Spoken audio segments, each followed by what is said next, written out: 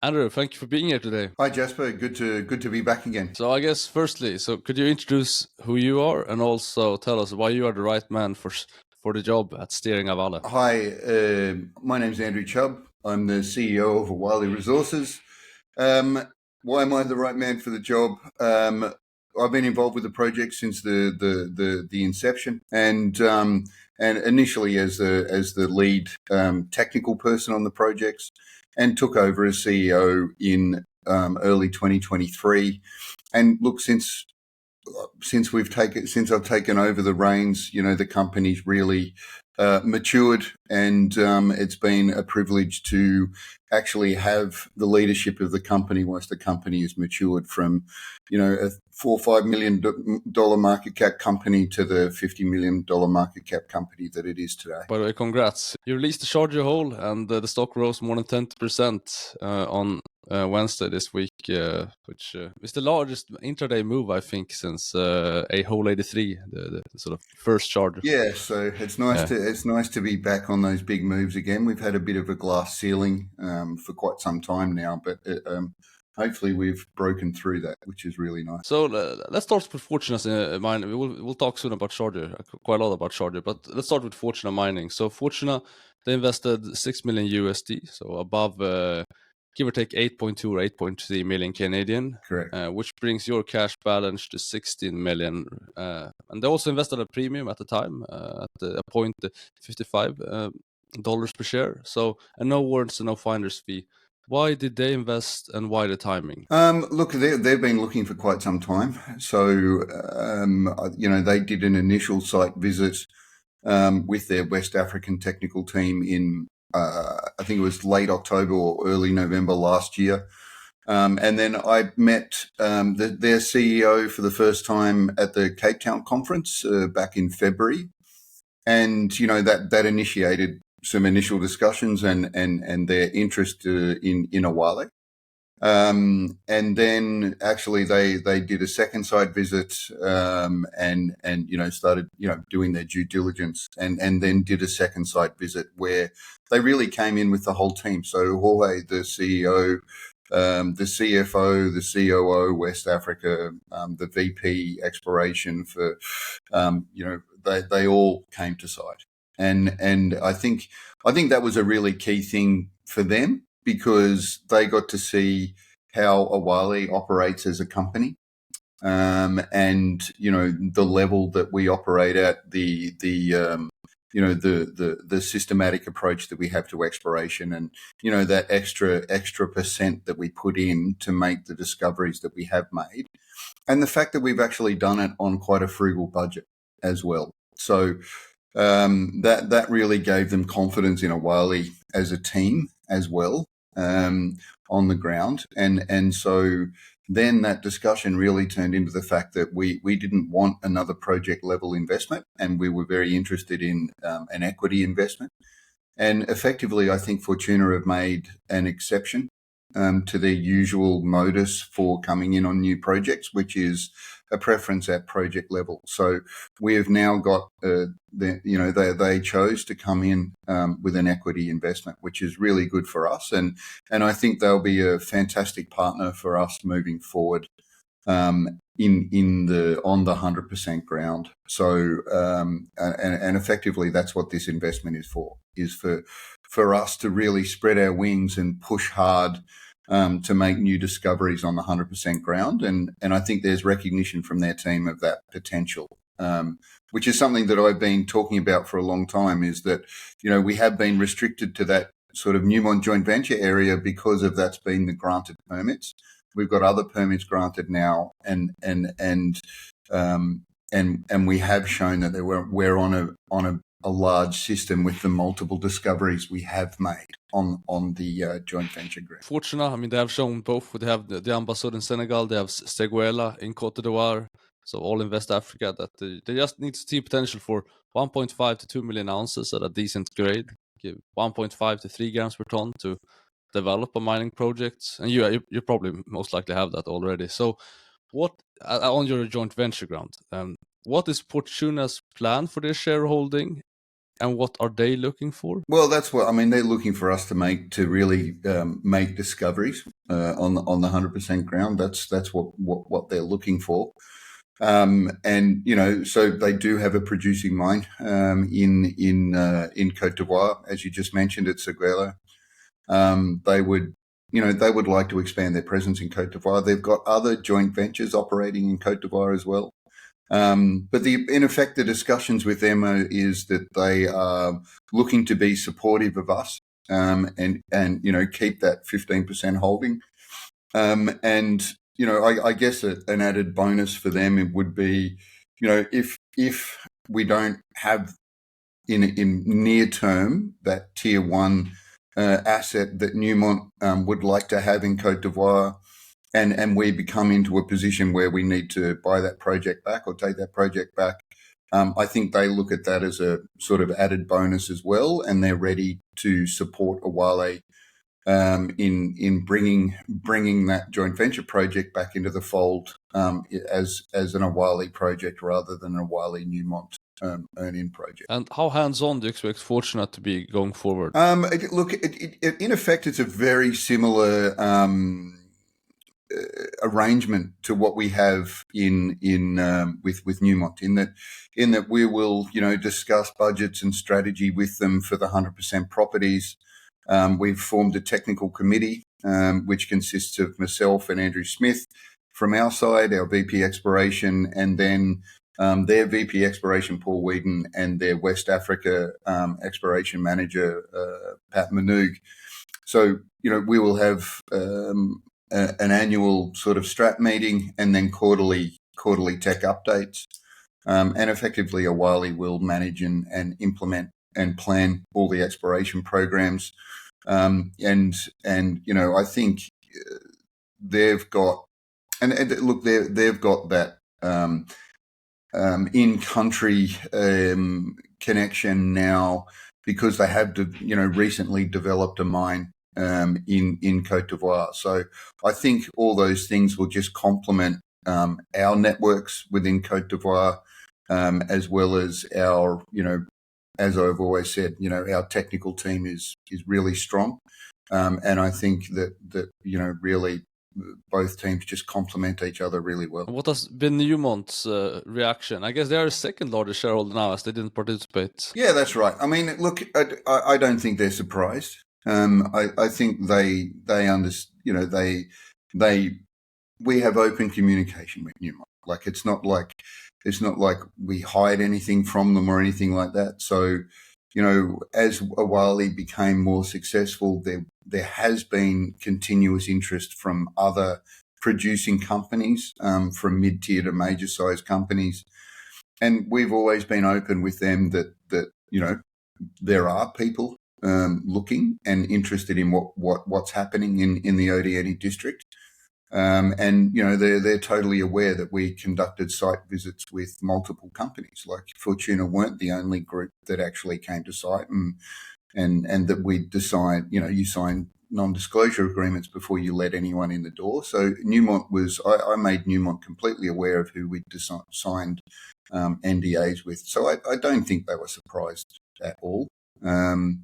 And I think it was probably really expected that at some stage something like this might happen. So your financial position, how much cash do you currently have and working capital?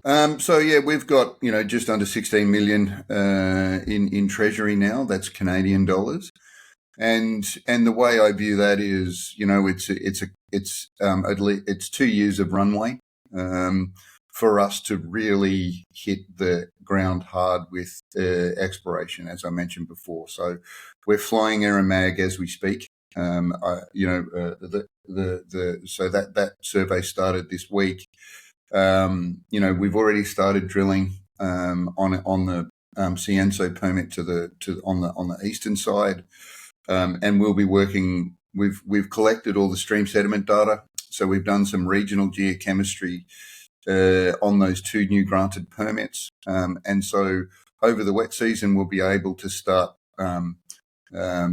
sort of doing some integrated geology, if you like. I call it fairway mapping as well, where we start layering up all that information, doing more intensive geochemistry surveys and building new drill targets for the end of this year, and will really from the end of this year or probably more likely early 2026, like January 2026. We'll be really pushing hard with initial, discovery drilling programs, and I'd like to think that we'll have a series of targets to be drilled in the first half of 2026. And now we're talking not just on the sensor permit, but also on your other permits. Yeah, so there's the recently granted Seydou and Sama.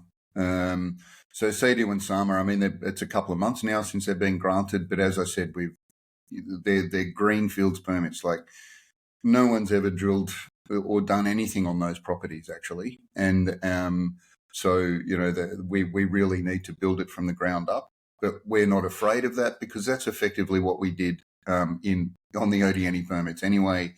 So we know what we're doing. We've developed that intellectual property about how to look at our geochemistry and do all those sort of things and build targets quickly. So we're very excited. Like, Awalé is an exploration company at heart. And so to have the opportunity to get stuck into some new permits is really exciting. Mapping, soil sampling, and then probably some rock chip sampling as well. Can you do that during the wet season, or will that all start in so September when it's not or October? Raining, you can, and depending on access, right? So it's always an access thing, but we will do the best we can whilst it's wet. But look, we also use the wet season to give people annual leave and things like that. So the team works really hard in the dry season, and people do need to take a rest. It's and spend some time with their families and do all those sorts of things. So the intensive work will start up in September, and then sort of July, August. People will take the opportunity to be at home with their families and things like that. But then there's in that time is that desktop work that I was talking about. So we do that integrated geology, build up the targets where we're going to go and do termite area sampling, soil sampling. If needed, depending on the regolith, we'll do auger drilling. Building those targets towards being drill ready for the end of this year. What do you expect the quarterly G&A to be going forward? G&A,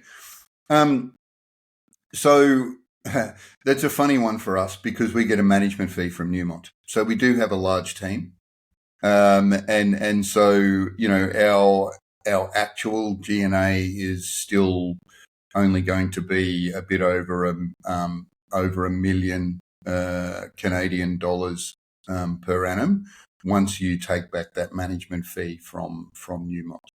So, but we have definitely expanded the team. So if you look at comparatives to the past, we're a completely different company now. And so what we've done is put together, we've got what I call the brownfields team, which is the joint venture team, and we've got a regional team as well. So we've definitely, employed more people carefully over the last 6 months. And I say carefully for a good reason, because we want to find the right people with the right skill sets to be able to advance both of those projects, which are at different phases. Like, so the joint venture is really at a sort of a brownfields plus discovery phase, but and then we've got a pure greenfields phase with the 100% Awalé. So both of those require different, a little bit different skill sets with your tech team, and so we've carefully recruited to make sure that we can deliver on both sides of the fence with those things. And how much does RC and diamond drilling cost you? Direct plus assaying costs. That's always funny for me, because I just talk about them separately. So RC drilling, so assay cost is roughly $10 to $15 for fire assay, depending. And then when you add multi-element, that'll take you up to around about $40 per sample. Drilling cost, all-in cost for RC drilling with work time and all those sorts of things, roughly $90 a meter. And then, and you can, you're drilling down to say 150, 200 meters max with that at the moment. There is capacity to drill deeper, but the costs go a lot higher. Then diamond drilling, down to 300 meters, a 300-meter diamond hole costs us about $130 a meter. And then there are incremental costs per meter beyond that, depending on, how deep you're going. So, if you're drilling an 800-meter hole, the all-in drilling cost will be in the realms of, I don't know, 160 to 170 odd US dollars, perhaps, something like that. Once you get into that deeper drilling, the per meter rate goes up. So if you're drilling a 400-meter hole, it's about $135 a meter, right? If you're drilling an 800-meter hole, it's $170 a meter, say. And then $40 a meter on top of that for assay. If you're doing full suite multi-element analysis, yeah. But I mean that's competitive. So let's go to Charger. You fired on all cylinders with your news release this week. 3 hits above 100 gram meters, and with the headline hold intercepting 52 meters at 16.4 grams per ton. And you also reported 9 holes in April. So could you showcase and talk about how you understand Charger and what you think you have? So really, at Charger, we now know we've got confidence that the main structural control is a northeast trend. We have been drilling slightly oblique to that northeast trend to test for other internal controls that are more oriented towards the northwest. And so what we've actually hit so far, there's still a paucity of drilling that is actually, it's taken us a while to get it right. So there's a paucity of drilling that has actually pierced that structure perfectly. But what we're looking at now is we've delineated a roughly 200-meter strike length of mineralization, and where but internally within that, the high grades are slightly are less and variable. But at the moment, we view that as a paucity of drilling. So, but what we've effectively done is delineated the northeast trend, and now we know that it's a very steeply dipping and plunging breccia body within that. And so so the drilling that we've done has specifically targeted that, and it's also been specifically targeting the fold model that we've had, where that fold, the axis of that fold is a very flat lying, dipping somewhere between 5 and 10 degrees towards the southwest. So the drilling that you just mentioned that we announced a few months back, drill hole number 118 and 120 were specifically targeted around a long strike from 80, that big hit in 83, to see if that flat lying plunge existed. And so those 2 holes were a key because their pierce points were very close to what our planned idea was, and they showed that there is this flat lying plunge.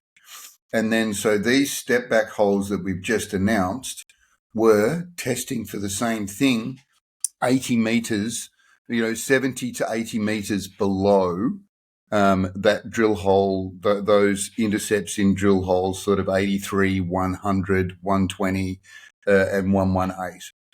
So these 4 holes are extremely successful for us because they've started to show that model holds together.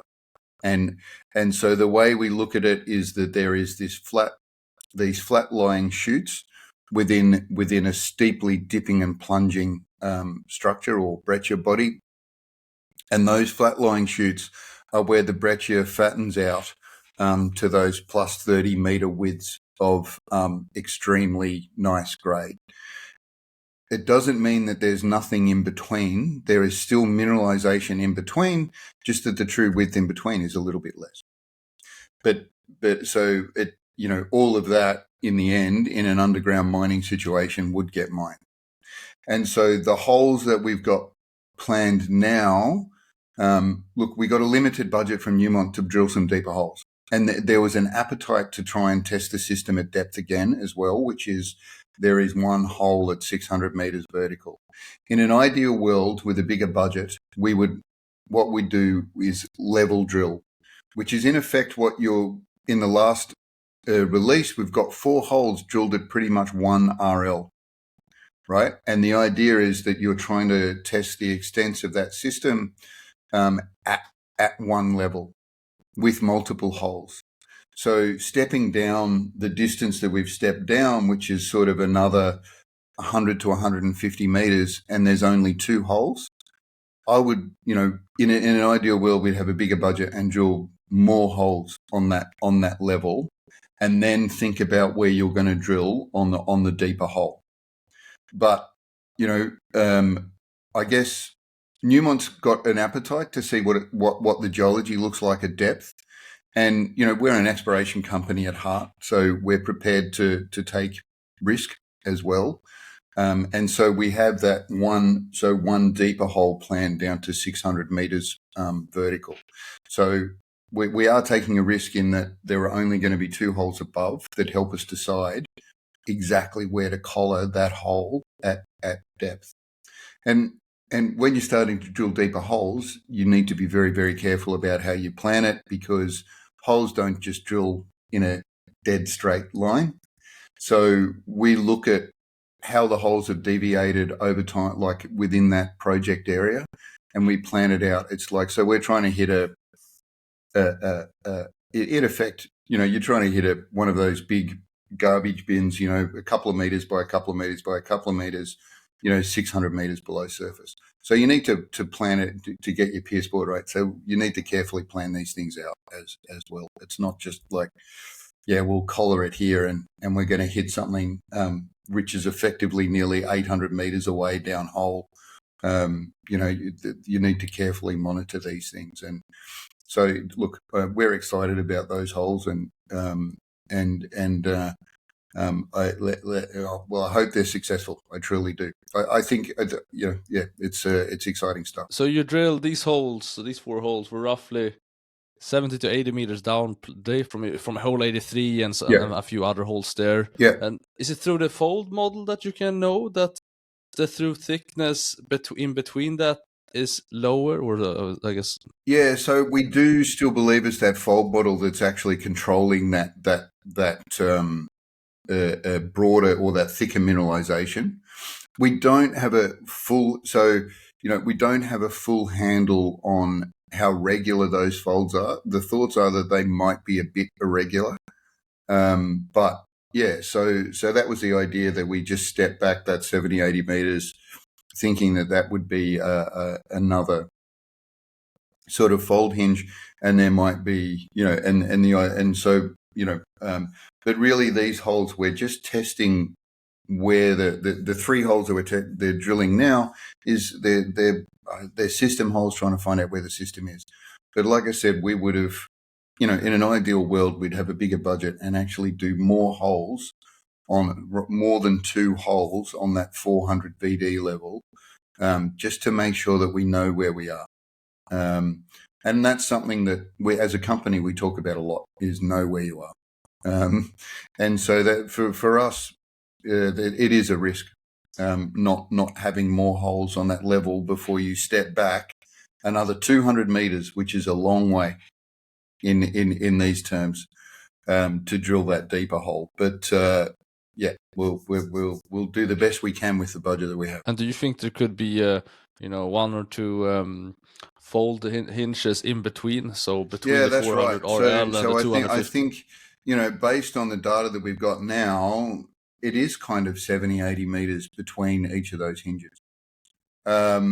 So we're taking big step backs here. So we're stepping back 150 meters to the 400 level, and then we're going to step back 200 meters to the 600 level. So they're huge. They're huge step backs. It's a long way. It's a long way. So in other words, even if you don't really hit holes like you did this week, it doesn't necessarily kill the target. Definitely not. Definitely not. How is thickening of the breccia associated with higher grade gold mineralization? Or is there a correlation, or what? Yeah, so we do think now that when we've got more of the silica, like hydrothermal breccia that's containing a lot more of the very high grade, and that was certainly the case in this drill hole. So, the 11 meters at 70 was pretty much exclusively within a quartz breccia. So if you have a look at the core photos that I put in the news release, you can see that, and so you can see that, that is the case. But in other holes where we've had a combination of the two, we've got like drill hole 83.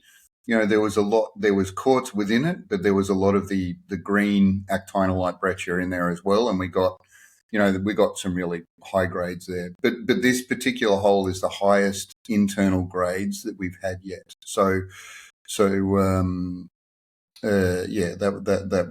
was pretty spectacular. Getting 11 meters at 70. Okay, so there's mainly where you have a lot of quartz that seems to be associated, because it wasn't that in the past. Like 83, I didn't think had a lot of. Yeah, it didn't, right? So after we drilled that hole, some of the quartz zones that we drilled didn't really have any gold, but this is potentially just a nugget thing, like where the gold is. And then that's the thing, when we followed up 83 and particularly drill hole 88, which 88 had 20 meters at 30, and that was solely within a quartz breccia. So that was an eye opener for us. But yeah, so look, every hole you drill at Charger, you're learning something. It's not a simple system, and we've said that all along.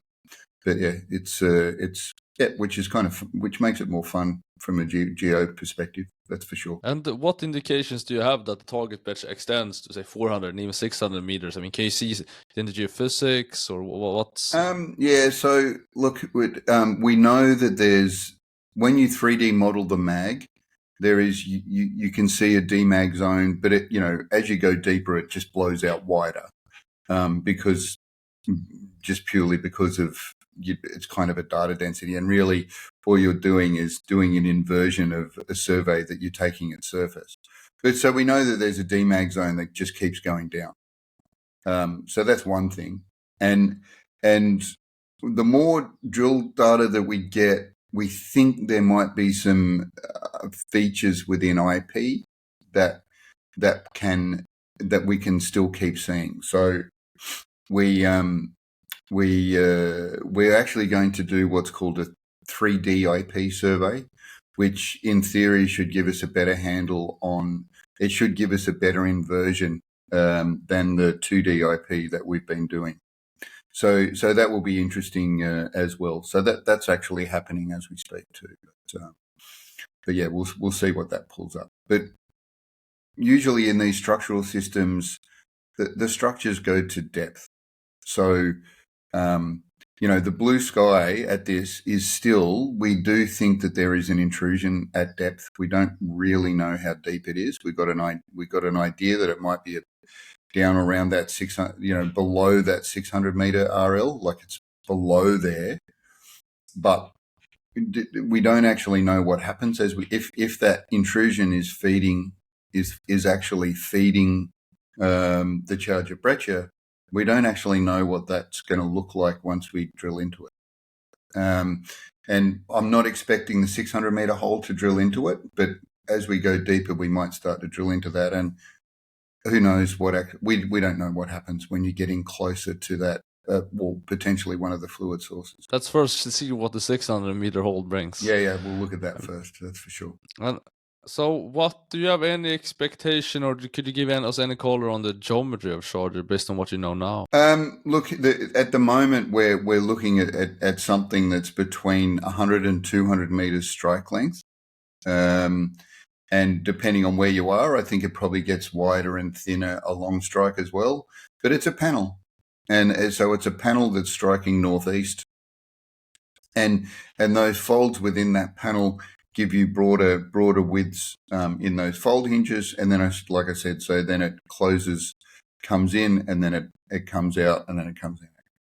So, that's kind of what we're looking at there as far as the geometry at the moment. That's the model. So the true thickness in the hinges is 30, around 30 meters on average. I would 30 meters on average. So and then in the limbs it ranges say 5 to 15 meters true width. And the grade here, and how does that vary? So within the limb zones, we're sort of in that range of 3 to 10 grams on average. And then in the hinge zones, we're sort of at the moment, we're ranging. Well, with this new hole, it'll probably go higher, but we're ranging plus 15 to 20 grams. So or even higher. Like so, drill hole 83, the hinge zone, the average grade is 26, right? And in the limb zone, it sort of ranges from 2 to 5. So, but when you put all that together, because 83 drilled through both, we think. So, because we extended the hole. And anyway, so you can it all carries together like at something that is very high grade for the whole system. So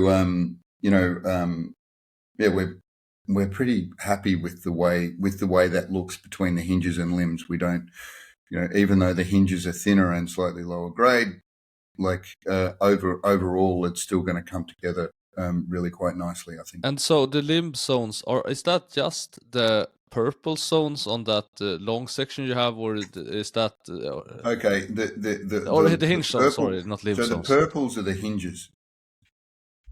The purple is the hinges. Yeah, that's what I meant. I said wrong. Yeah. And then the limbs are in between. I mean, how's grade continuity here? They are it seems continuous when you drill the holes, but what do you have any expectation when you actually start infill drilling this? Well, I think there'll always be grade continuity. It just depends on what the tenor is. So we'll get zones that are in like in the limb zone grades, and then we'll get zones that are super high grade in the hinge zones. So, you're just going to end up with both, but there will still be continuity. And look, when you get a visible gold system, like the whole world talks about the nugget gold effects when you're drilling, and that will be a factor as well. So that's, and the nugget gold effect is effectively telling you that, when you've got, look, I think with Charger, there's a fine grain dusting of gold, which helps a lot. So that's more disseminated, like it's free gold, but you don't really see it with your eye. That is all the way through these breccia zones. But the nugget thing basically means, if we drilled a hole 5 meters away from 148, which we announced this week, maybe we would have only got, maybe we got a 50 meters at 10, right? Or 50 meters at 8 or something like that, which included, 10 meters at 30 or 40 instead of 10 meters at 70. That's the nugget gold effect, right? And the only way to handle that statistically is to do more drilling. Every gold geologist is very, very aware of that nugget effect. But it's just a reality.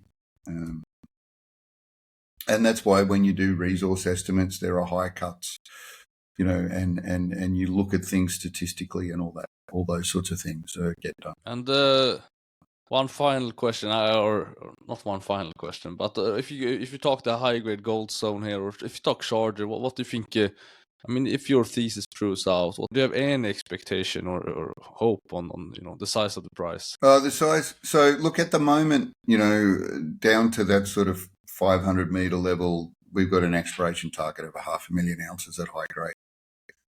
And so the way we look at that is it can be bigger than that. So we're conservative in what we're targeting, because that's just down to that sort of 500 odd meters. But the way we look at that is with BBM Charger, you've got BBM like bread and butter, 1.5 gram ore body, more than 1 million ounces, 1.2 to 1.5 million ounces, let's say. and then you add in 500,000 ounces from Charger, which is very high grade. Then you start looking at a project that's, you know, in that initial couple of deposits, it's, you know, 2 million ounces at very high grade. Once you grade weighted average those in, like they're more than 3 gram ore body. So, you know, that's the way we look at it at the moment. But, you know, we haven't talked about the blue sky. There could be other Charger zones within that Charger intrusion. And we've talked about that a bit lately, is that there are other demag zones within that Charger area, and we haven't tested those yet. So let's talk about the demagnetized bodies. You have 4 of them. What resolution did you fly in your mag, and can you see the Breccia surface? So, what do you have really? So that picture is actually, so the mag we flew at 100-meter flight line, which is very quite detailed because it's gradient mag. So there is 3 magnetometers on, you know, one out on a boom on each side of the helicopter and one behind it as well. But at Charger in the early days, we also did ground mag. So the ground mags, I think, at a 50-meter spacing. So we have quite detailed magnetics over that Charger intrusion. And so, but still, that just gives you a blob, and so then we need to go and test them. But it's quite distinct. The 4 other low mag zones are similar, very similar to the low mag zone that we're drilling now. And so, you know, people might look at this and go, "Oh, there's already drill collars in the picture within those low mag zones." But the point is that those drill collars are targeted at the, you know, that low mag zone number 1, that Charger zone that we've been drilling. So none of those are actually testing inside, really testing, you know, for another Charger within those other cells. You know, it's like a honeycomb, I guess. And so we haven't actually targeted any of those cells yet. So that will come in the second half of this year. So what else do you have? I mean, do you have, is there a geochemicals, you know, footprint or signature? Yeah, so there is a golden auger footprint that covers that entire area, and that's interesting too, because it's in many of those cases that anomalism is coming through cover. So there are volcanics and soil and transported soil that is actually covering that area. So we're still getting a low order gold response over those as well. So that's there. So we've got mag and we've got geochemical anomalism. The geochem anomalism isn't as high as in the Charger zone, but with the zone that we're drilling now, but Charger comes to surface. So we've seen breccia within a couple of meters of surface at where we're drilling. So that's why the geochem anomalism is higher there. It's just purely the fact that the breccia is coming to surface there. Whereas in the other zones, it's not. Do you have any depth expectation based on mag here? No, it's hard. You can't. You just get a demag blob that goes down. So that's a tough one. Is there anything you will do before drilling here to that's something we're doing that IP, that 3D IP. Maybe that will be helpful.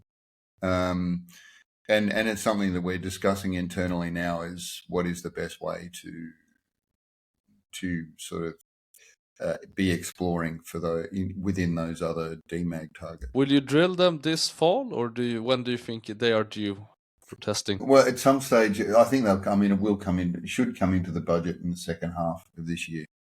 But yeah, so it is full. We're in, you know, Q4. Q4. I still get confused being a southern hemisphere guy when autumn and winter. Like, I've got to think about it. But yeah, so Q4 would be when it happened, like Q4 or Q1 2020. Perfect. And here it's diamond drilling directly. Probably yes, but you know, we'll see then. We'll see how we actually. Like I said, we're discussing internally about how we think the best way to work those out is. So I guess also maybe you hit in the not this news release but the former news release, you hit a parallel zone 50 meters away from the Breccia body. I think it was 26 meters at 2 grams per ton, so maybe not eye catching but still a parallel trend. Yeah, Could you that's follow right. up on that? So What's your that's interpretation? something that we really need to investigate, and so but that will just come with more drilling. And so as I mentioned, I think I said that we need to do level drilling and more holes on those levels. So it's like drilling fences of holes going down, and I think with that sort of work, those parallel zones will start to be able to put together or understand what they are or how they fit in structurally. And you also have a polymetallic zone. Could you remind everyone what you have there in terms of mineralization, metals, grades? Yeah, so that's an interesting one. So we still get high grade gold in there, but some of the zones are thinner, and that's just what we've drilled. The Breccia is a bit thinner, but effectively the infill matrix is dominantly sulfide, and the sulfide is pyrite, chalcopyrite, pyrrhotite. Is the dominant sulfides that you see, and look, we just view it as a vertical zonation at the moment, which is part of that. We think being a distance from the magmatic source. But You get copper too? Sorry. You get copper too, right? Yes. Yeah. So there's chalcopyrite in that copper. So it is interesting because at about 100 meters below surface, it really does transition into a very low sulfide, and you see rare veins of massive sulfide, like we did in 148. So there's a sort of a 10 centimeter vein of massive sulfide in there, which carries, I think, it's sort of 0.4% copper. That drill meter, something like that, maybe a bit more, and so. But it's insignificant in the scheme of things within that 50-meter interval along that drill hole. There really is only 10 centimeters of massive sulfide, and then the rest of it drops back to that 1 to 3-5% sulfide, pyrite, chalcopyrite, which is disseminated within the Breccia matrix. So, yeah, what it means exactly, we're not 100% sure at this stage. Do you think that could be economic in a future mining scenario? Oh, yeah, I think so. I mean, the gold grades are high, and we haven't done the MET yet, but I would imagine that the MET won't be I think a lot of that gold will actually be not caught up with sulfides, basically, if you like. There'll be free. It'll still be free gold within that system. They have quite low sulfide content, at least in the high grade gold zone, in the gold zone chart. Yeah, so as you go deeper, the high grade gold zone, you get more consistently high grades. But when those shallower holes have still got high grade gold within them, so there are still 100 gram meter intervals that we've drilled within those zones. So I see that we are running out of time, so I will prioritize my questions here. So could you summarize will the news flow for the coming months look like? Look, just plenty of. So we still have Lando and the BBM satellites to report. We've done another drill program at Fremen. We're drilling the deeper holes now at Charger. We will be drilling 2 more deeper holes at BBM as well. So there's news flow from all those things coming through. And then at the end of the wet season, we just start drilling again. So we're a very active company. So there will be just consistent news flow from both the joint venture and the 100% Awalé properties. Well, it's just not going to stop. So we've got significant budgets from both sides of the fence, and be that joint venture or 100% Awalé, and so we will be an extremely active company. And in terms of the JV, what do you expect a similar size budget or similar size program, like 16,000 meter for Q4, or what? I'm hoping for that. We need to have that discussion. So there's a wet season strat with Newmont. So we'll see. we'll see if we get that sort of larger 15 to 20,000 meter program for late Q3 and through Q4 during the wet season. So July, August, we'll know exactly where we are. Oh, that will definitely take us past the 15 million spent. That will definitely take us past that. But they still need to come up with a 2 million ounce resource. They probably won't be able to showcase that, at least, an I-43 101 compliant. Yeah, so that drilling Q4, has to be part of that. So the drilling, so that if we drill, say, 20,000 meters next, between now and the end of the year, then there has to be a combination of resource drilling and discovery drilling. What targets will you for sure test this fall? Look, we'll see what Lando comes back with. Then we'll definitely be drilling a charger. We'll be definitely be drilling deeper holes at Empire as well, and so that's sort of the exploration side. The resource holes we'll be drilling at BBM Charger and Empire for sure. And then we've got, so beyond Lando, there are other targets that we haven't really talked about yet, but we'll start to introduce, or potentially start to introduce a bit later this year, that we think warrant some discovery drilling. Yes, because ultimately that's what you need to do if you need to showcase Newmont that there's a 4 million or even that's right. million ounce potential. We need to make more discoveries.